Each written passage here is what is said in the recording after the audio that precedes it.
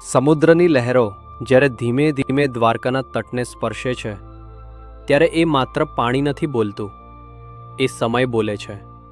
એ સમય જેણે કૃષ્ણને જોયા છે, એ સમય જેણે માનવને ભગવાન સાથે વાત કરતા સાંભળ્યા છે. દ્વારકાધીશનું મંદિર પથ્થર અને કળાનું બંધાણ નથી, એ માણસના હૃદયનું પ્રતિબિંબ છે. અહીં આવનાર દરેક વ્યક્તિ કંઈક લઈને આવે છે, કોઈ દુઃખ, કોઈ આશા, કોઈ પ્રશ્ન અથવા ફક્ત મૌન. અને મંદિર કોઈ જવાબ આપતું નથી, મંદિર માણસને બદલે છે. આ બદલાવ શરૂ થાય છે એના બે દ્વારથી. દ્વારકાના દરિયાકાંઠે ઊભેલું એ મંદિર પથ્થરનું નથી લાગતું, જાણે કોઈ સંકલ્પથી ઘડાયેલું હોય. દ્વારકાધીશનું મંદિર માત્ર ભગવાનનું ઘર નથી, એ માણસના જીવનની યાત્રાનો દર્પણ છે. આ મંદિરમાં પ્રવેશ માટે બે દ્વાર છે, બે દ્વાર જ નહીં, જાણે જીવનની બે દિશાઓ. એક દ્વાર છે સ્વર્ગ દ્વાર અને બીજું મોક્ષ દ્વાર. જ્યારે ભક્ત મંદિરના દર્શન માટે આવે છે ત્યારે તે સ્વર્ગ દ્વારમાંથી પ્રવેશ કરે છે. એ દ્વાર દક્ષિણ દિશામાં છે, સૂર્ય જ્યાં અસ્ત થાય એ જ દિશા. આ સ્વર્ગ દ્વાર માણસને કહે છે, તમે અહીં ઈચ્છાઓ લઈને આવ્યા છો, સુખ, શાંતિ, સફળતા, સંતાન, ધન. તમારા મનમાં જે છે એ બધું લઈને આવો.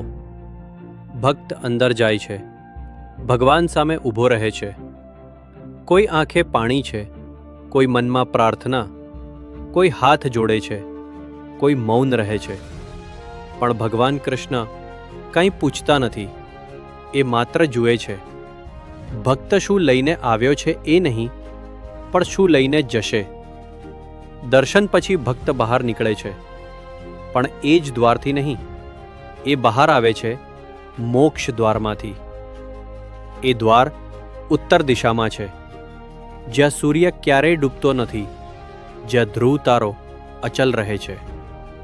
આ દ્વાર માણસને કહે છે, હવે જાઓ, પણ થોડા હલકા બનીને જાઓ. એક દ્રષ્ટાંત સાંભળો.